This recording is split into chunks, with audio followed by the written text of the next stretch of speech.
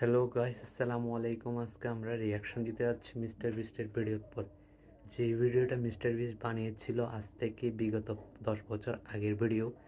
যেই ভিডিওটা তার ইউটিউব চ্যানেলের শুরুতে সে বানিয়েছিল, বলছিল যখন আমি ফিউচারে সাকসেস হব, যখন আমার ভিডিওতে মিলিয়ন মিলিয়ন ভিউজ হবে, তখন আমি এই ভিডিওটা পোস্ট করব।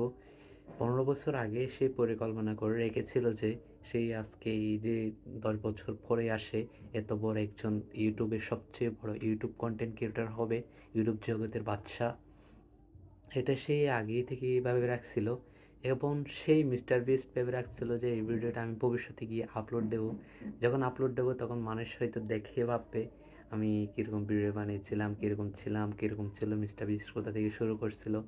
অনেক বড় একটা জার্নি থেকে অনেক কষ্টের পরে সফলতার পরে মিস্টার বিস্ট আজকে এতটুকু পর্যন্ত এসে পৌঁছেছে। মিস্টার বিস্ট যখন ভিডিওটা আপলোড দিয়েছিল তখন সে বইয়ে বলতেছিল যে আমি যদি না বাঁচি, আমি যদি মারা যাই, আমি যদি 10 বছর পরে যখন মারা যায়, যদি না বাঁচি, হাস্যকর হবে না, এরকম একটা বই পেয়েছিল। যে এটা ভেবেই তো আমার টয়লেট এসে যাচ্ছে, এরকম একটা হাসির কথা বলেছিল। তখন তখন সে বলছিল এটা এখন আমার, যখন মিস্টার বিস্ট এই ভিডিওটা বানিয়েছিল তখন তার হাই স্কুল চলতেছিল, হাই স্কুলে পড়ছিল। তখন এই বলতেছে আমার ভিডিওটা যখন আমি আপলোড দেবো, যখন 10 বছর বাদে দেবো, তখন হবে আমার হাই স্কুল শেষে কলেজ লাইফ শুরু হয়ে যাবে। এইরকম একটা ছোটোখাটো স্টোরি নিয়ে আপনাদের মাধ্যমে আমি প্রথম আমার ইউটিউব জার্নির ভিডিও রিয়েকশন দিলাম। আপনারা সকলের ভালোবাসা এবং দোয়া আমার পাশে থাকবেন। ধন্যবাদ। আসসালামু আলাইকুম।